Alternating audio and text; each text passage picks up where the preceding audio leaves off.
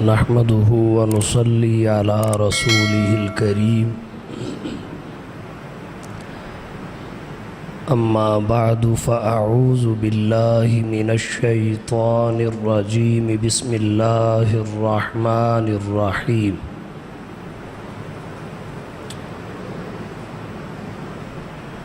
من يطع الرسول فقد أطاع الله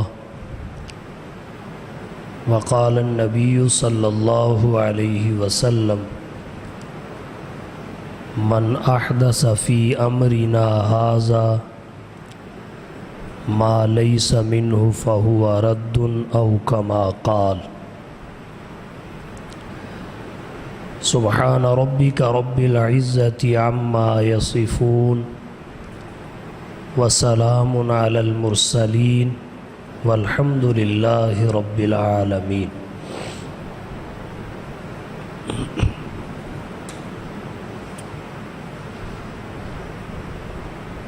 واجب الاحترام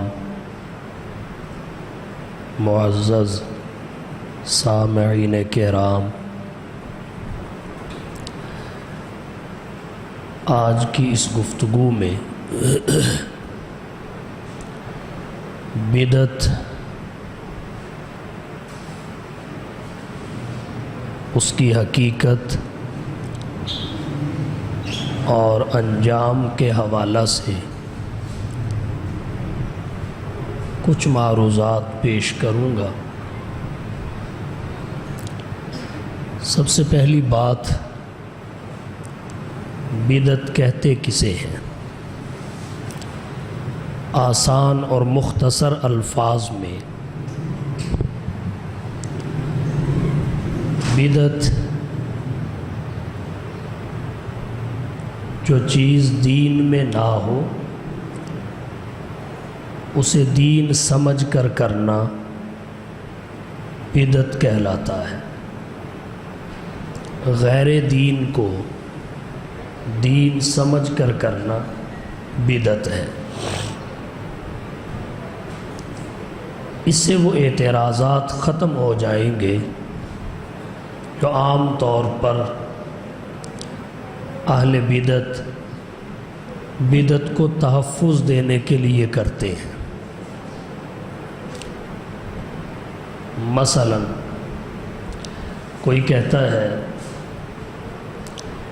حضور کے زمانے میں ہوائی جہاز نہیں تھے، ہوائی جہاز کا سفر بدعت ہوا، ریل گاڑی نہیں تھی، کار نہیں تھی، ان سب کا استعمال بدعت ہے، پھر ان کو بھی چھوڑ دو۔ جبکہ بدعت کہتے ہیں وہ نئی چیز جو دین نہ ہو اسے دین سمجھ کر کیا جائے۔ کار، ریل گاڑی، ہوائی جہاز یہ ایجادات ہیں، نئی چیزیں ہیں، ان کا استعمال بھی ہوتا ہے مگر دین سمجھ کر نہیں، ضرورت کے طور پر۔ تو جب ضرورت کے دائرہ میں یہ ساری چیزیں آ گئیں تو پھر انہیں شرعی طور پر بدعت نہیں کہا جائے گا۔ یا تو اہل بدعت اس بات کو تسلیم کر لیں کہ جو بدعات ہم کرتے ہیں دین سمجھ کر نہیں کرتے،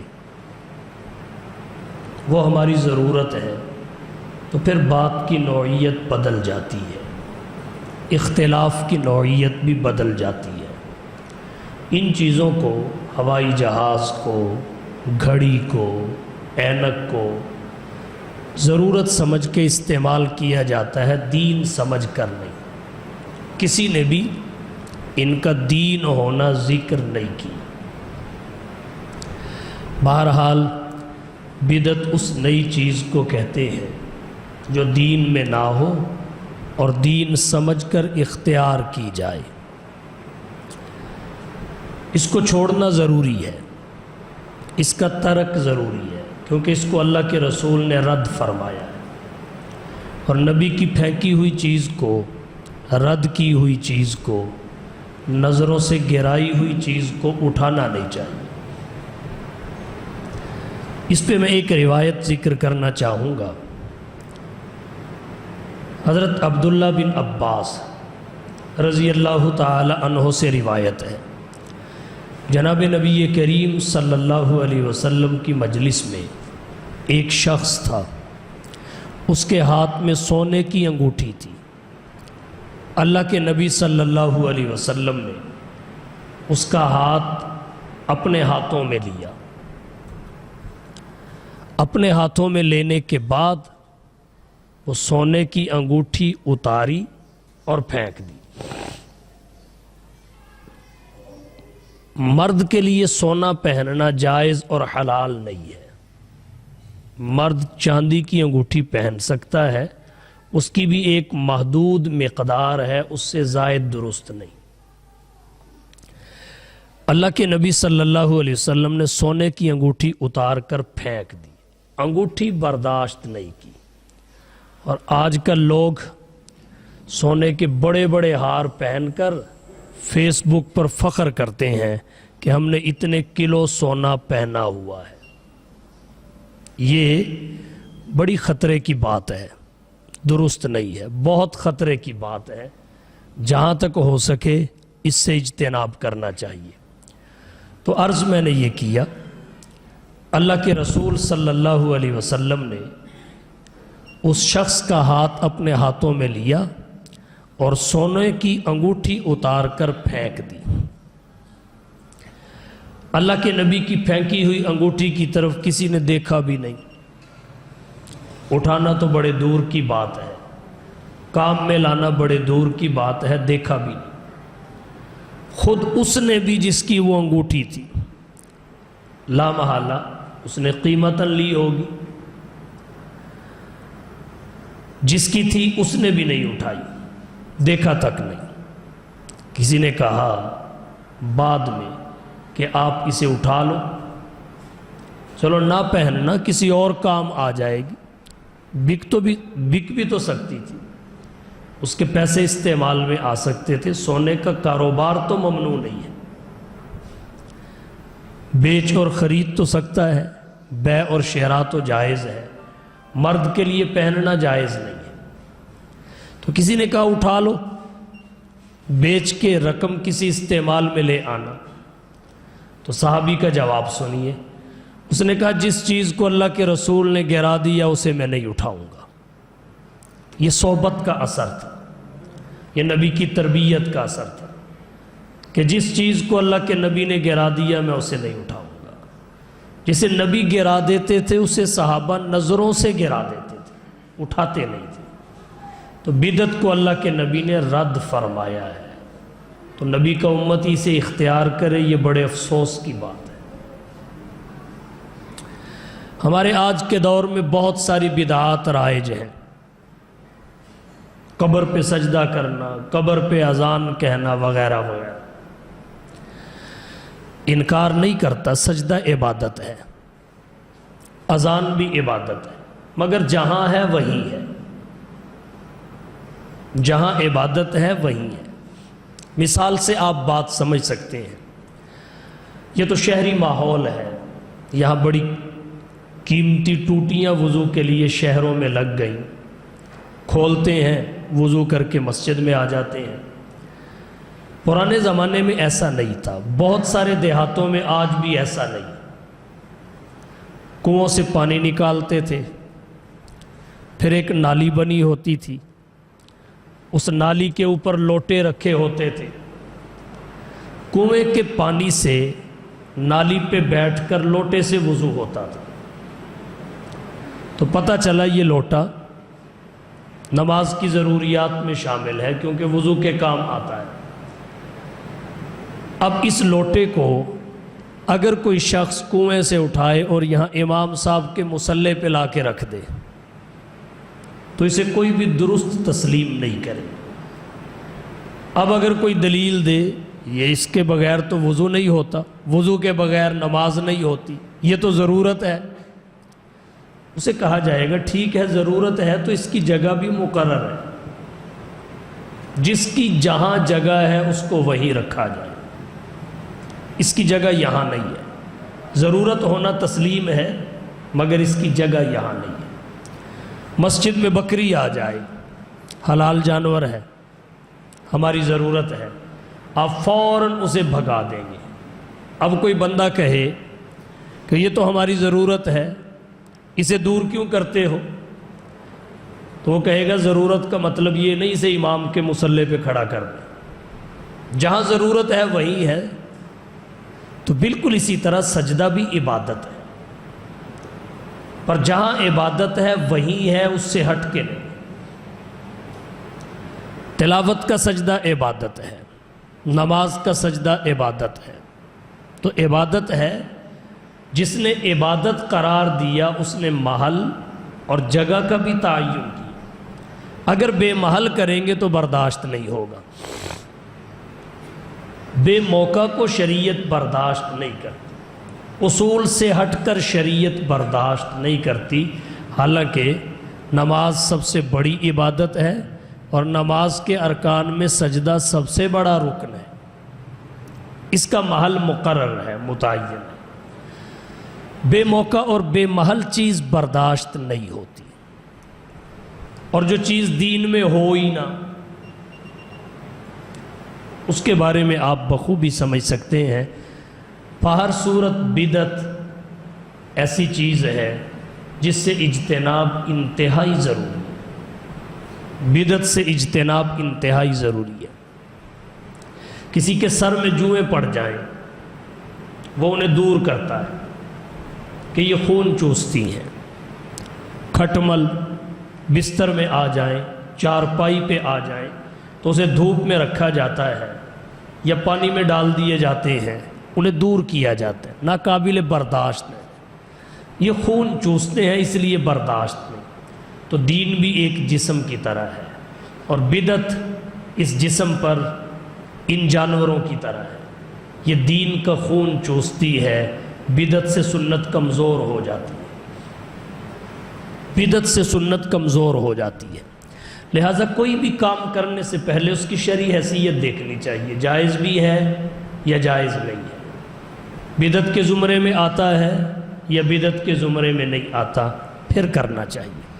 صحابہ کرام کی عادت شریفہ یہی تھی، وہ کام کرنے سے پہلے دیکھتے تھے قرآن میں ہے یا نبی کے فرمان میں ہے یا ان دونوں سے استنباط کا کوئی سراغ سامنے آتا ہے۔ اگر قرآن و حدیث سے استنباط کا کوئی سراغ سامنے آتا تو تب بھی استدلال کر لیتے اور اس پر عمل کر لیتے، اس کے بغیر نہیں۔ لیکن ہمارے دور میں جو خواہش میں آ جاتا ہے وہ کر لیا جاتا ہے، اور جو اس کی خواہش پہ نہیں چلتا اسے گستاخ قرار دے دیا جاتا ہے۔ یہ بہت بڑا المیہ۔ کہتے ہیں قبر پہ اذان کہو، قبر پہ سجدہ کرو، نہیں تو آپ پیروں کے گستاخ۔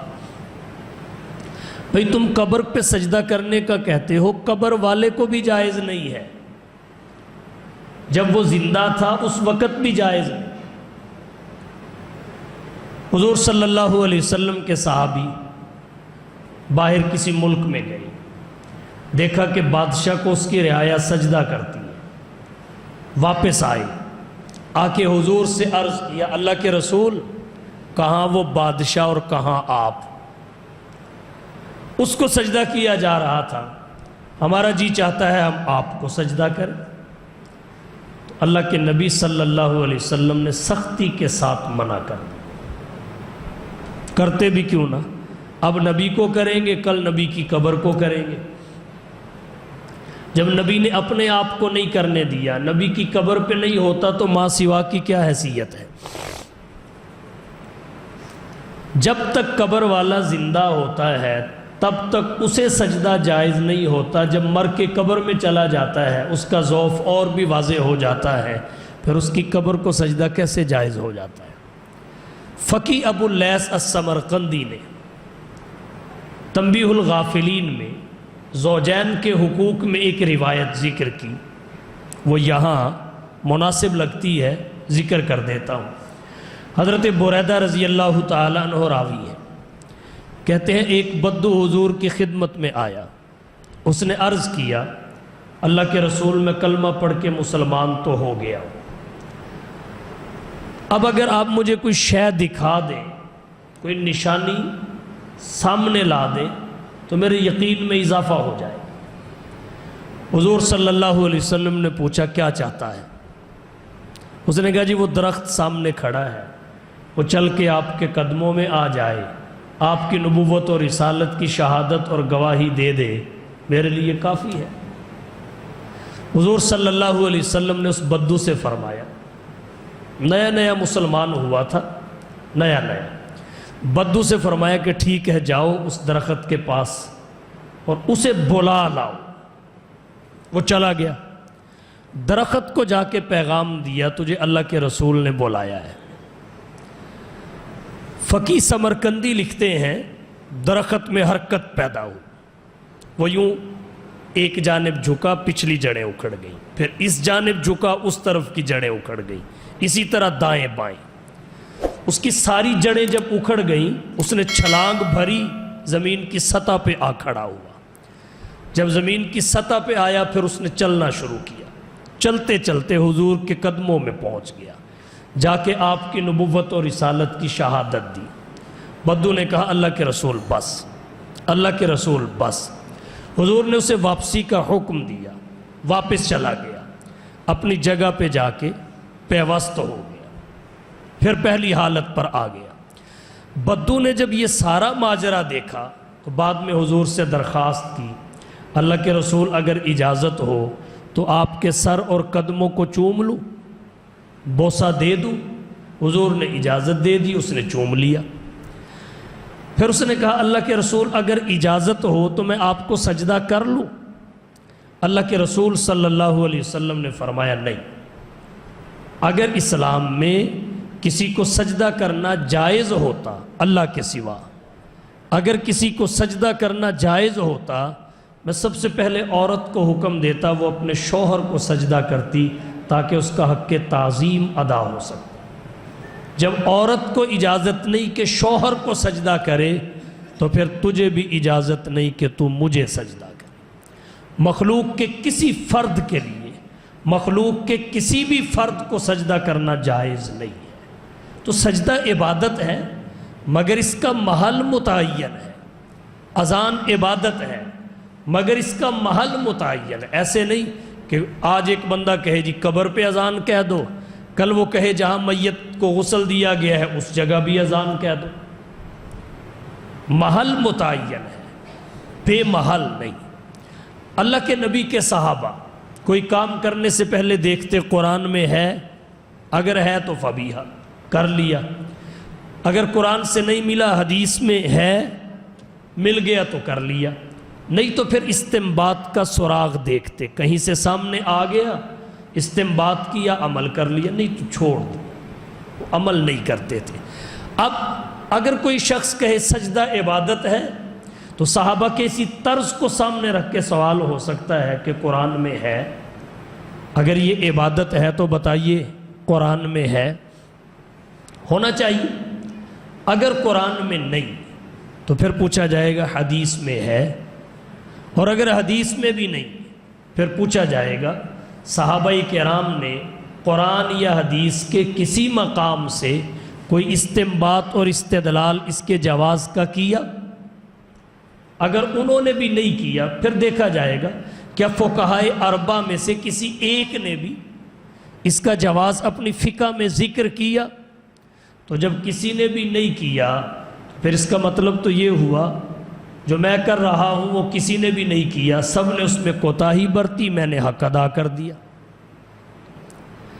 قرآن کریم میں نہیں پھر بندہ کرے، حدیث میں نہ ہو پھر بندہ کرے، اس کا مطلب کیا ہے کہ قرآن کریم میں نہیں، اللہ نے ذکر نہیں کیا، رہ گیا، میں اس کو سامنے لے آیا، یا قرآن میں تھا اللہ کے نبی نے اپنی حدیث میں اس کا حکم نہیں دیا، آپ نے فریضہ تبلیغ میں کوتاہی کی، الیاذ باللہ۔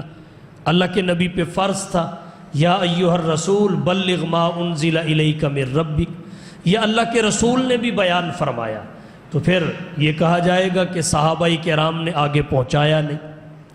انہوں نے آگے اس کو چالو نہیں کیا، حالانکہ اللہ کے رسول نے عرفات میں صحابہ سے کہا تھا فَلْيُبَلِّغِ الشَّاهِدُ الْغَائِبَ، انہوں نے کوتاہی کی۔ فقہائے اربع کی فقہ میں نہیں تو کہا جائے گا جو وہ نہیں سمجھے میں سمجھاؤں، اور کچھ نہیں تو منصب رسالت پہ حملہ ضرور ہوگا۔ منصب رسالت پہ حملے کا کیا مطلب؟ اللہ کے نبی فائنل اتھارٹی ہیں اس دنیا میں، انسانوں کے لیے انسان کی صورت میں فائنل اتھارٹی، آخری اتھارٹی حضور ہے جو اللہ کے نمائندے ہیں۔ آپ کی بات اپنی نہیں ہوتی، اللہ کی ہوتی ہے۔ حضور کی بات آپ کی بات نہیں ہوتی، وہ اللہ کی بات ہوتی ہے۔ اور جو آپ کی حدیث ہے علماء نے اسے بھی وحی کہا ہے، اگرچہ وحی خفی کہا ہے، وحی تو صحیح ہے۔ تو اللہ کے نبی صلی اللہ علیہ وسلم کی اتھارٹی یہ ہے جو اللہ کے نبی کہیں وہ دین ہے، جو اللہ کے نبی فرمائیں وہ کیا جاتا ہے۔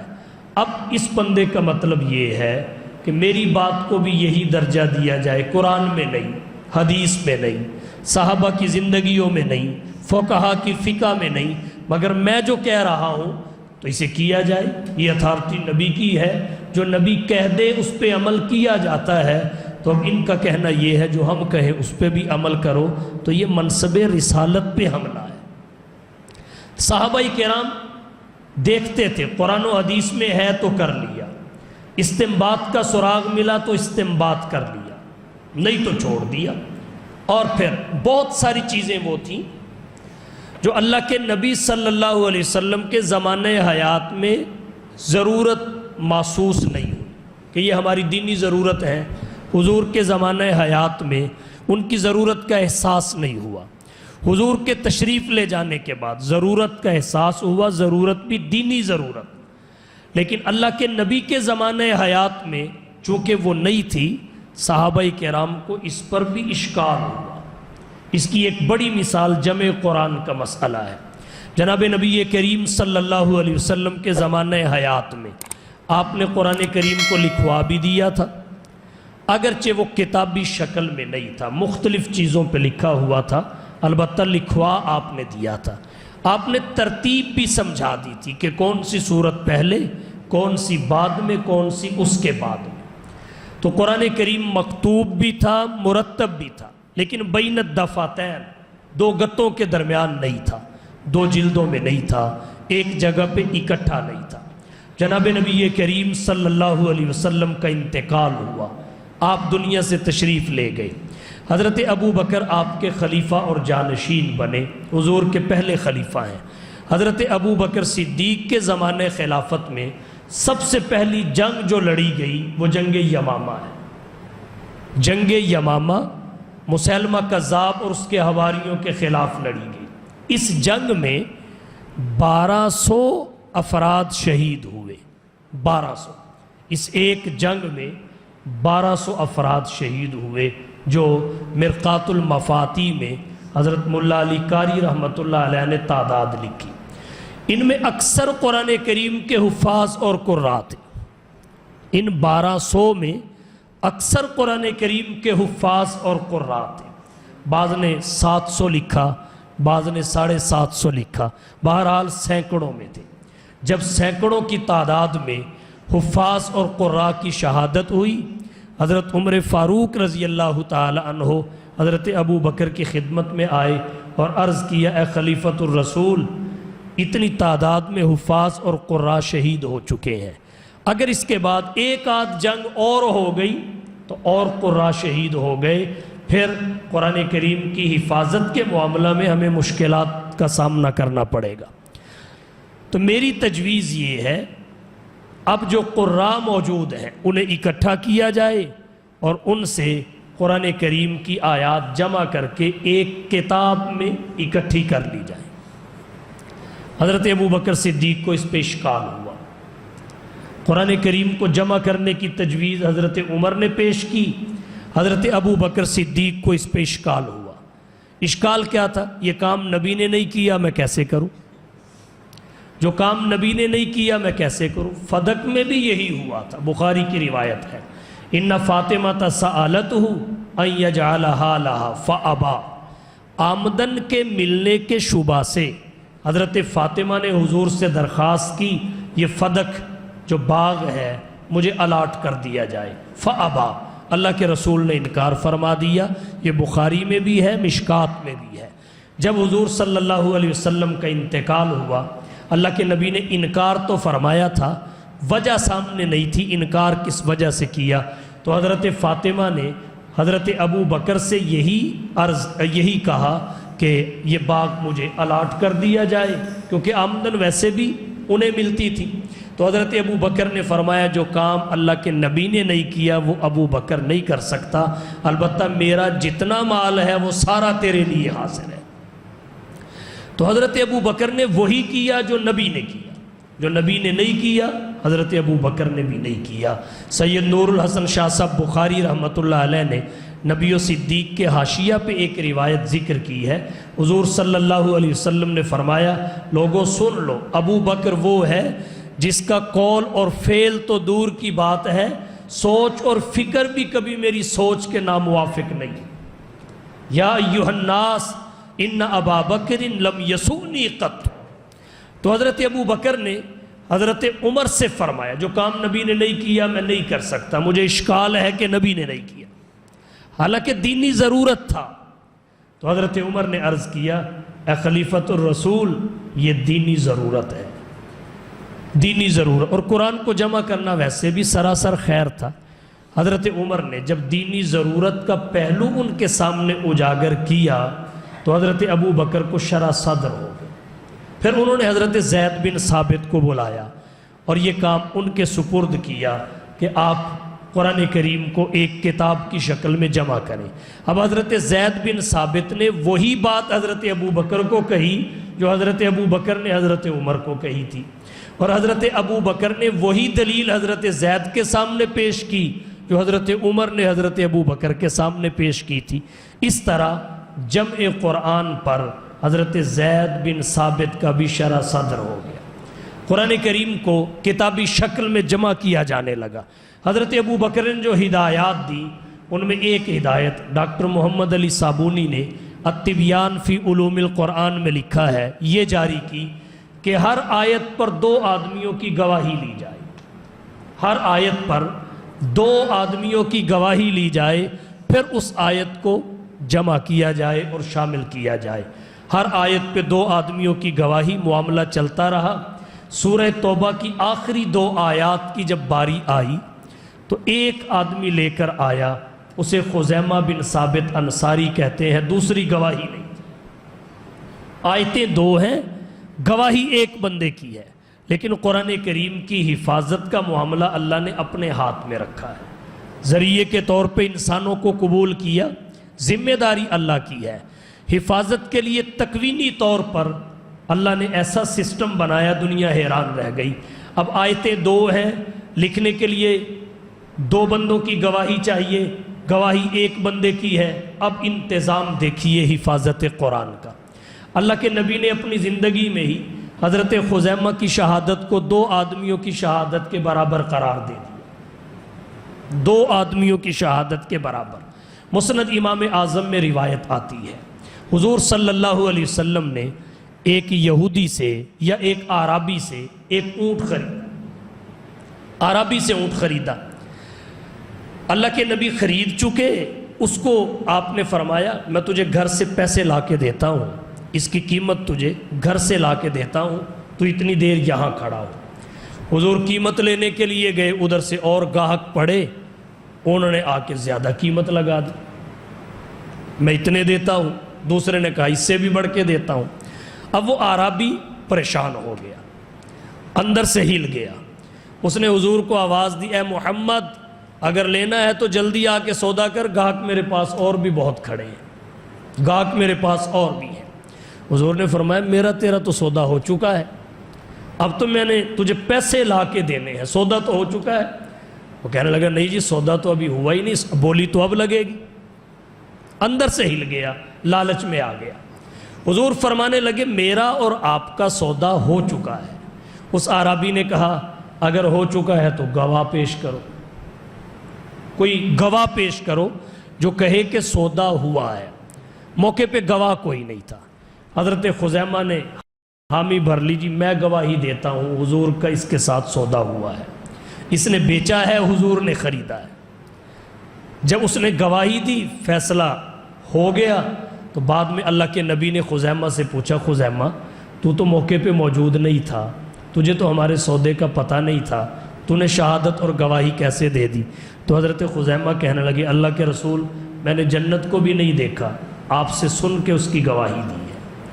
میں نے اللہ کو بھی نہیں دیکھا، آپ سے سن کے اس کی گواہی دی ہے۔ میں نے فلانی شے کو بھی نہیں دیکھا، آپ سے سن کے اس کی گواہی دی ہے۔ میں نے موسیٰ و عیسیٰ کو بھی نہیں دیکھا، آپ سے سن کے اس کی گواہی دی ہے۔ جب جنت اور جہنم کی گواہی آپ سے سن کے دے رہا ہوں، پل صراط کی گواہی آپ سے سن کے دے رہا ہوں، اللہ کے وجود کی گواہی آپ سے سن کے دے رہا ہوں، اگر آپ ان میں جھوٹے نہیں تو اس میں بھی آپ جھوٹے، یہ تو بات ہی کوئی، میں گواہی دیتا ہوں۔ اللہ کے نبی صحابی سے خوش ہوئے اور خوش ہو کے فرمایا، جا خزیمہ جس معاملے میں تو گواہی دے گا دوسرے گواہ کی ضرورت نہیں رہے گی، تیری اکیلے کی گواہی 2 گواہوں کے برابر ہے۔ تیرے اکیلے کی شہادت کو میں شہادتین کا درجہ دیتا ہوں۔ حضرت خزیمہ بن ثابت انصاری کو امت میں ذو شہادتین کا لقب ملا، اکیلے کی گواہی 2 کے برابر۔ اب دیکھیے، حضرت خزیمہ کے پاس ہی توبہ کی آخری 2 آیتیں تھیں، باقی جن کے پاس تھی وہ یمامہ میں شہید ہو چکے تھے، اور کوئی آدمی نہیں تھا جو کہے واقعتاً میں نے ان آیتوں کو اترتے دیکھا، اور جب یہ اتری تو میں موقع پہ موجود تھا، یا میں نے حضور کو لکھواتے دیکھا، یا مجھے حضور نے لکھوائی۔ جو تھے وہ جا چکے تھے، اور جو جا چکے تھے ان کے پاس یہ آیتیں تھی، پیچھے جو بچا وہ 1 تھا، گواہی 2 کی چاہیے تھی۔ کب اللہ کے نبی نے 1 کی گواہی کے 2 کے برابر بتایا، اور کب قضیہ پیش ہوا تو ان کی گواہی سے وہ 2 آیتیں قرآن کا حصہ بنی۔ تو یہ حفاظت قرآن کا تکوینی سسٹم ہے، کوئی کیسے قرآن کی حفاظت پہ اعتراض اور اشکال کر سکتا ہے؟ تو عرض میں نے یہ کیا، صحابہ کرام کا مزاج یہ تھا، قرآن و حدیث میں دیکھتے، نہیں تو وہاں سے استنباط کا سراغ لیتے، تب کرتے تھے، نہیں تو نہیں کرتے تھے۔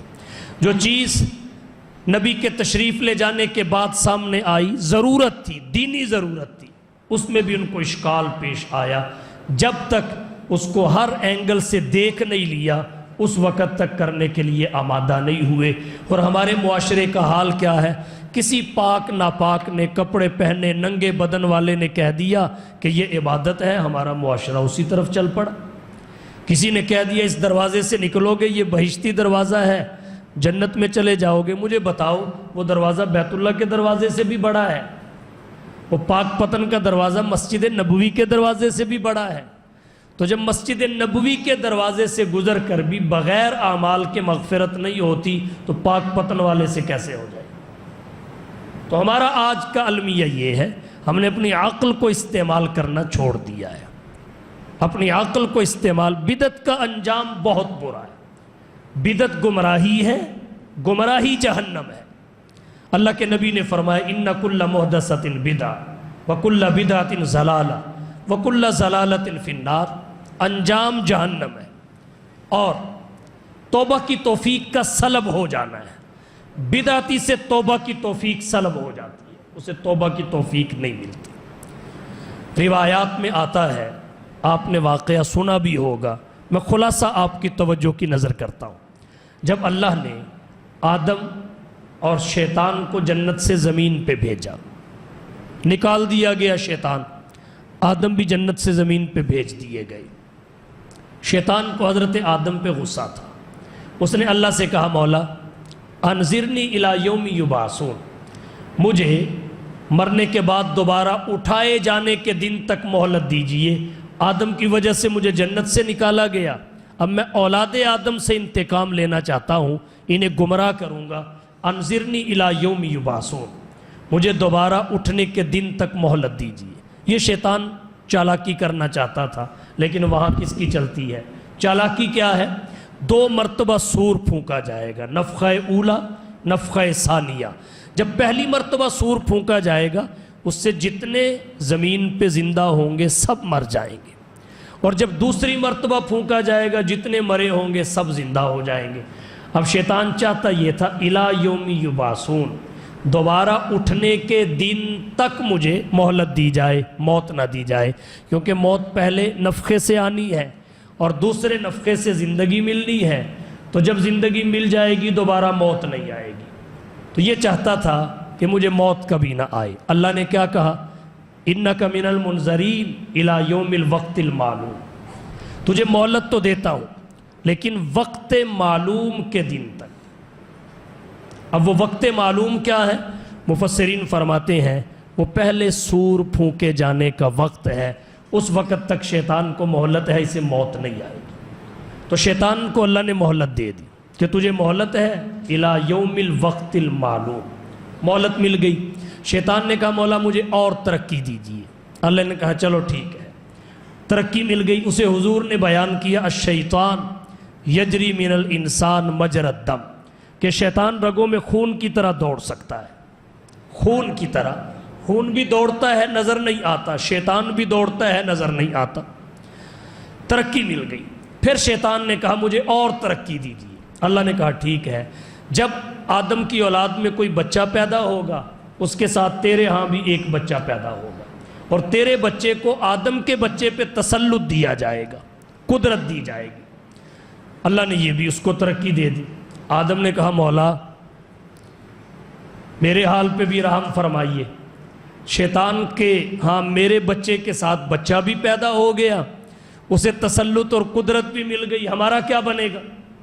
اللہ نے کہا فکر نہ کر، تیری اولاد ایک نیکی کرے گی 10 لکھی جائیں گی، لیکن گناہ 10 نہیں لکھے جائیں گے، ایک کرے گا ایک ہی لکھا جائے گا، اور اللہ تعالیٰ اسے بھی معاف کر دے گا۔ اور پھر جو شیطان کا بچہ پیدا ہوگا وہ تیرے اولاد کے اس فرد کو گمراہ کرے گا، تو میں حفاظت کے لیے ملائکہ کو مقرر کر دوں گا، ملائکہ مقرر ہوں گے اور وہ اس سے حفاظت کریں گے۔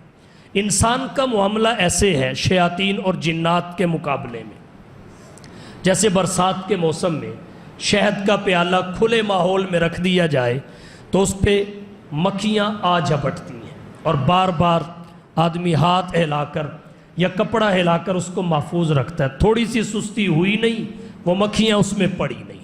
تو بالکل اسی طرح جنات اور شیاطین مکھیوں کی طرح انسان کے درپے ہیں، اور ملائکۃ اللہ حفاظت کر رہے ہیں۔ جب انسان کسی گناہ کی طرف بڑھنے لگتا ہے تو تجربہ کیجئے، انسان کے دل میں اندر سے ایک آواز آتی ہے نہیں یہ نہیں کرنا چاہیے، اندر سے ایک ضمیر ہے جو اس کو کچوکا لگاتا ہے، یہ وہ ملائکۃ اللہ کا اثر ہوتا ہے۔ تو بہرحال اللہ نے فرمایا میں ملائکۃ اللہ کو مقرر کر دوں گا۔ اور پھر اللہ تعالیٰ نے آدم کو یہ بھی کہا کہ میں مرنے سے پہلے توبہ کو قبول کر لوں گا، مرنے سے پہلے جب بھی تیری اولاد توبہ کرے گی میں قبول کروں گا، گناہ معاف کر دوں گا۔ جب یہ بات کہی تو شیطان نے سر میں خاک ڈالی، چیخا چلایا کہ میری تو ساری محنت پہ پانی پھر جائے گا، میری ساری محنت پہ پانی پھر جائے گا۔ اور پھر شیطان نے کہا لَأَقْعُدَنَّ لَهُمْ صِرَاطَكَ الْمُسْتَقِيمَ ثُمَّ لَآتِيَنَّهُمْ مِنْ بَيْنِ أَيْدِيهِمْ وَمِنْ خَلْفِهِمْ وَعَنْ أَيْمَانِهِمْ وَعَنْ شَمَائِلِهِمْ وَلَا تَجِدُ أَكْثَرَهُمْ شَاكِرِينَ، میں صراط مستقیم پہ ہی بیٹھ جاؤں گا اور میں ہر طرف سے ان کو گمراہ کروں گا، تو اپنے اکثر بندوں کو ناشکرا پائے گا، شکر گزار نہیں پائے گا۔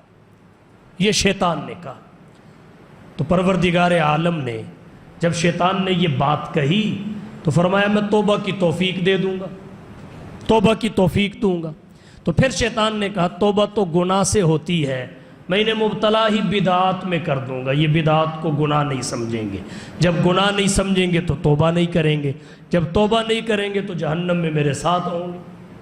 تو یہ شیطان نے کہا تھا میں انہیں بدعات کے راستے پہ چلاؤں گا، چونکہ بدعتی بدعت کو گناہ نہیں سمجھتا، جب گناہ نہیں سمجھتا تو توبہ تو گناہ سے ہوتی ہے، وہ توبہ بھی نہیں کرتا، بلکہ وہ جو اس بدعت کے راستے پہ نہیں چلتا اسے گستاخ کہتا ہے، اسے توبہ کی دعوت دیتا ہے کہ آپ گستاخ ہیں، آپ نے دین کو سمجھا نہیں، آپ عشق سے بہت دور ہیں، آپ عشق سے بہت دور ہیں، جبکہ ہمارے دین کا خاصہ یہ ہے اس میں محض عقل نہیں عشق بھی ہے، محض عشق نہیں، عقل بھی ہے۔ جب عقل انسان کو ملحد اور بے دین کرنے لگتی ہے تو عشق اس کو پکڑ کے کھینچ لیتا ہے، اور جب عشق انسان کو جذب کی طرف لے جانے لگتا ہے پھر عقل اس کو کھینچ لیتی ہے اور اسے جذب تک نہیں جانے دیتی۔ ہمارے دین میں، ہماری شریعت میں، ہمارے عقائد میں عقل اور عشق کا اعتدال اور توازن ہے، دونوں کو اعتدال اور توازن پہ رکھا گیا ہے۔ تو جب شیطان نے کہا کہ میں انہیں بدعات کے راستے پہ ڈال دوں گا، بدعات سے انسان توبہ نہیں کرتا، تو یہ بدعت کا انجام ہے، توبہ کی توفیق چھین جاتی ہے، بدعتی سے توبہ کی توفیق چھین لی جاتی ہے۔ اس لیے ہمیں چاہیے بدعت سے اجتناب کریں، بدعت سے۔ دین کے نام پر پرانی بات، پرانوں کی بات، پرانی بات، پرانوں کی بات۔ سنت بین الاقوامی ہوتی ہے، وہ علاقائی نہیں ہوتی۔ مسواک سنت ہے، ہر جگہ پہ ہے۔ شلوار کو ٹخنوں سے اوپر رکھنا سنت ہے، ہر جگہ پہ ہے۔ کسی علاقے میں کوئی آپ کو یہ نہیں کہے گا یہاں ٹخنوں سے نیچے شلوار رکھی جائے، لیکن ہمارے پاک و ہند میں، بر صغیر میں جو ہوتا ہے وہ یہی ہوتا ہے، وہ عرب ممالک میں نہیں ہوتا۔ تو پتہ چلا یہ ہماری علاقے کی رسم ہے، نام اس کو ہم نے دین اور سنت کا دے دیا، عشق اور محبت کا دے دیا، حقیقت میں یہ بدعت ہے۔ تو سنت بین الاقوامی ہوتی ہے، جہاں کہیں بھی مسلمان ہے وہ مسواک کو سنت سمجھتا ہے، جہاں کہیں بھی مسلمان ہے وہ سنتوں کو سنت سمجھتا ہے، یہ ایک علاقے کی نہیں ہوتی، ایک خطے کی نہیں ہوتی۔ تو ہمیں کچھ بھی کرنے سے پہلے یہ دیکھنا اور پرکھنا چاہیے، قرآن میں ہے، حدیث میں ہے، ان سے استنباط اور استخراج کسی نے کیا، فقہا کی فقہ میں ہے، اگر نہیں تو پھر ہمیں اس پہ عمل کی کوئی ضرورت نہیں۔